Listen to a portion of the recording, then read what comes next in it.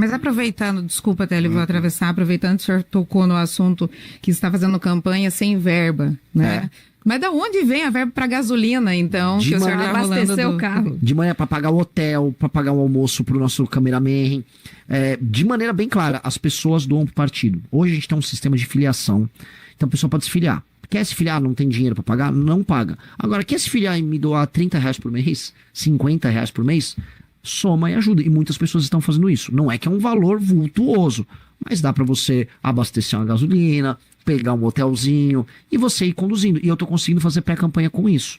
E eu vou dar um exemplo. A gente vai organizar em Curitiba um evento pago, né? Os eventos nossos aqui, por exemplo, Maringá, Londrina, Cascavel, serão eventos gratuitos, mas em Curitiba será pago. Pô, vai levantar vendendo um ingressozinho aqui ali, talvez R$10.000, uma gasolina a mais aqui. É isso, uma campanha modesta, mas a gente sabe que a gente consegue fazer, porque a nossa força tá aqui, nas coisas que a gente vai falar e no impacto das nossas ideias.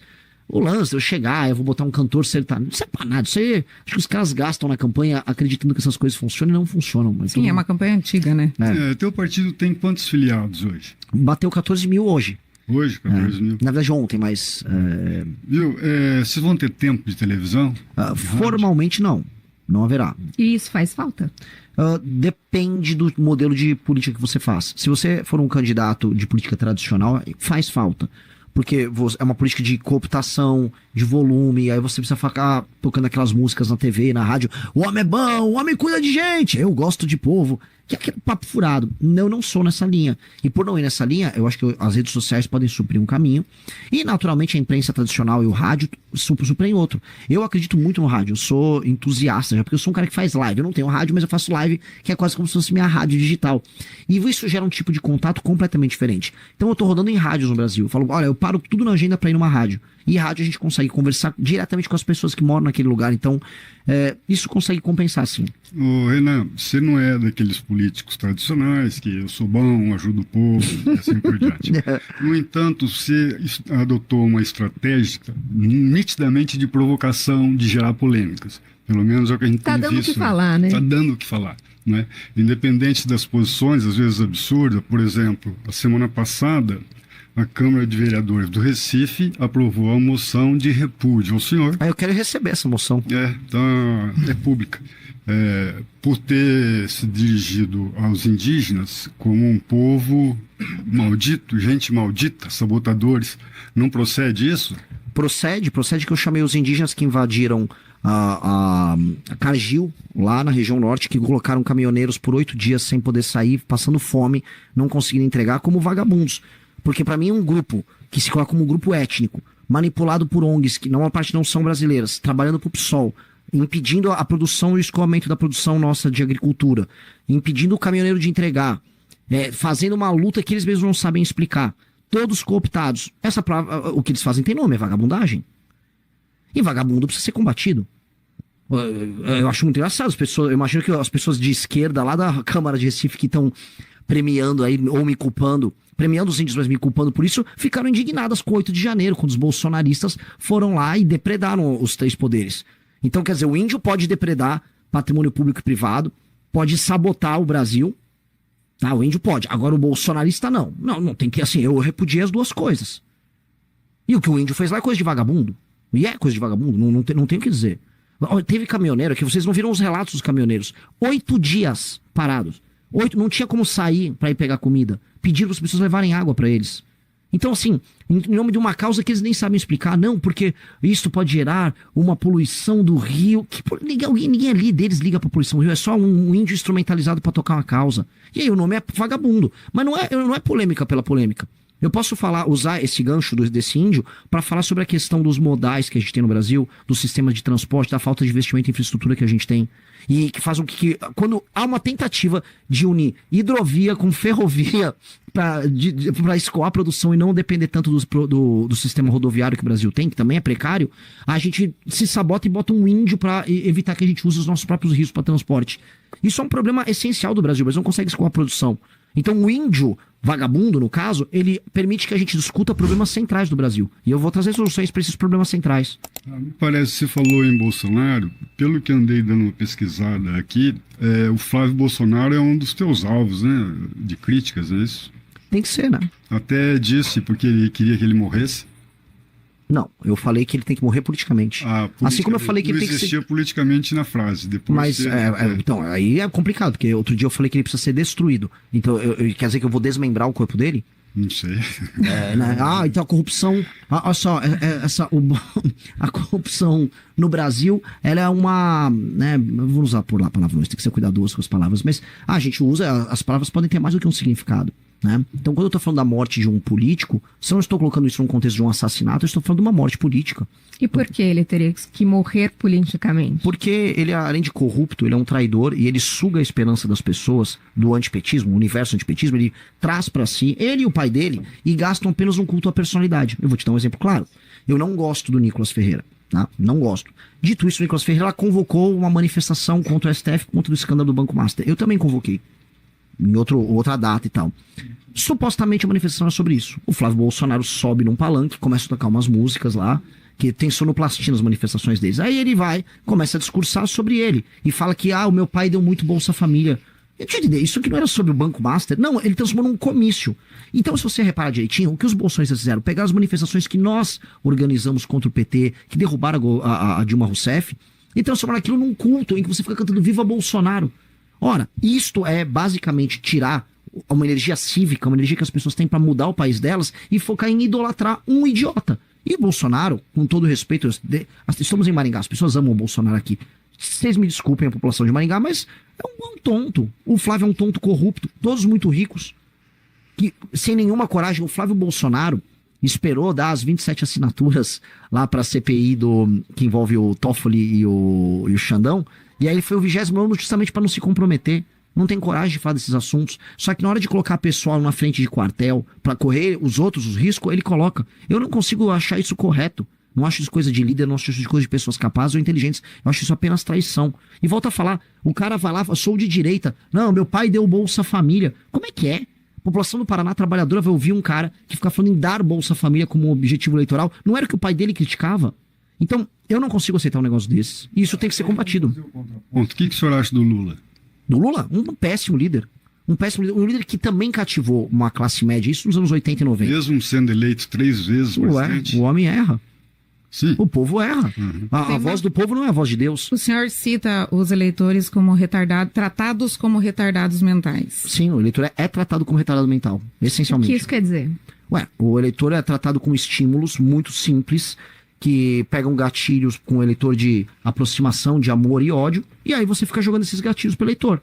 Então você vai, desde o cara do Centrão que vai fazer a campanha do o homem é bom, eu gosto do povo, gosto de cuidar de gente, aquelas coisas, aquelas platitudes, até, por exemplo, um petista o tempo todo explicando, você vai comer picanha, no meu governo você vai comer picanha, mas de maneira clara. Não houve uma política nenhuma que tornou o brasileiro um consumidor mais capaz, né? Um consumidor que tem produtos diferentes na mesa dele, inclusive a picanha. Não houve geração de renda e complexidade econômica no Brasil que permitiria isso.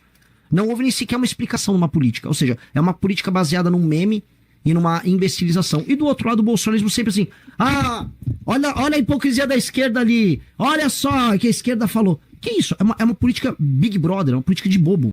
Viu? O problema é que os nossos problemas não são bobos. O senhor também é bobo? Não porque eu falei que quem trata o eleitor é tratado como retardado.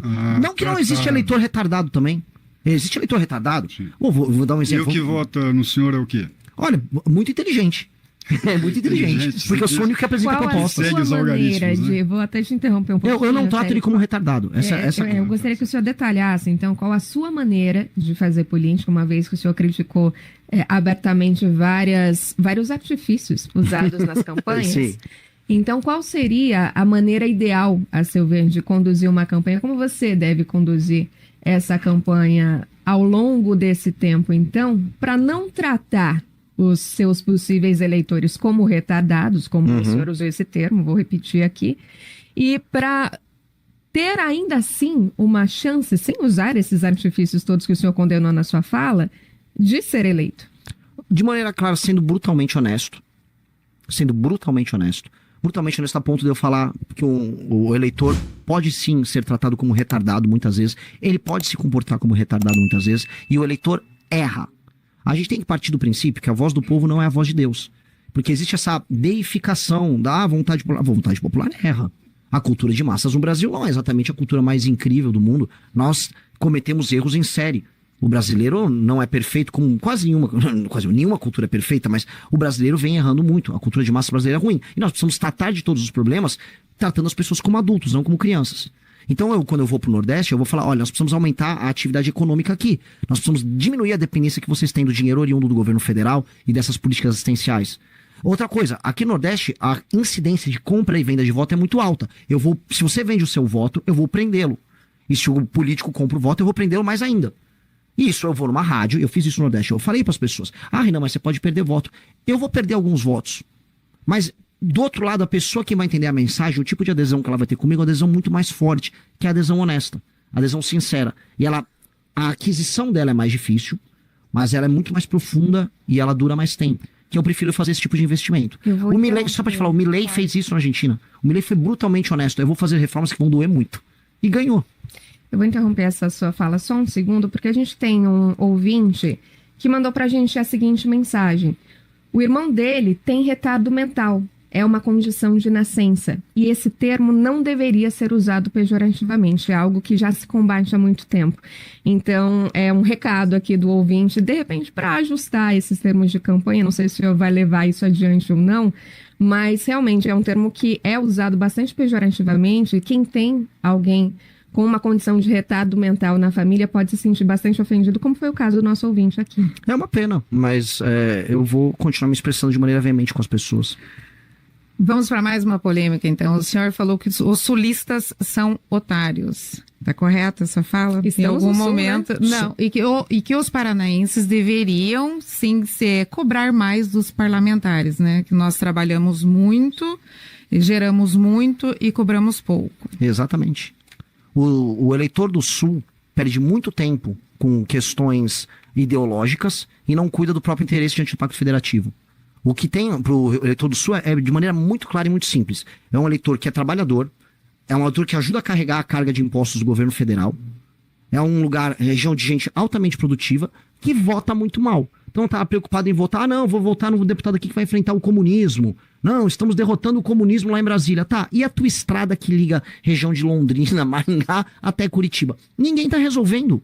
O seu dinheiro está sendo tirado aqui e está sendo mandado para um político corrupto do Maranhão tratar mal as pessoas que moram no Maranhão.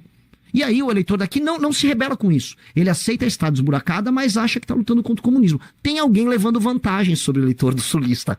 E esse alguém é bem claro. Eu posso colocar o Ciro Nogueira, do PP, eu posso colocar os políticos do Centrão em geral, e eu posso colocar os políticos de espetáculos, políticos de redes sociais, que vota-se muito e muito no Sul, que não cuidam em nada. Vamos pegar Santa Catarina, para sair um pouco do Paraná e ir para lá também.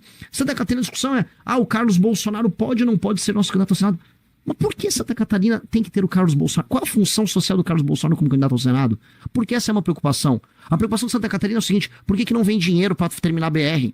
Por que Santa Catarina tem índices de cobertura de esgoto dos mais baixos do Brasil? Essa deveria ser a preocupação deles. Mas não entra, porque o eleitor, ele é uma pessoa trabalhadora, vai entrar numa lógica de, não, precisam discutir questões ideológicas de Brasil e se esquece que o próprio Estado é largado à míngua. O eleitor tem que se despertar para o alto interesse. E a provocação que eu faço é o seguinte, o político do Nordeste, esse político que extrai dinheiro do Pacto Federativo e bota no bolso em grande parte e não liga à população, ele é mais efetivo em cuidar do interesse da região dele, por mais que ele se beneficie pessoalmente disso, do que um político daqui, que só faz espetáculo e grava vídeo.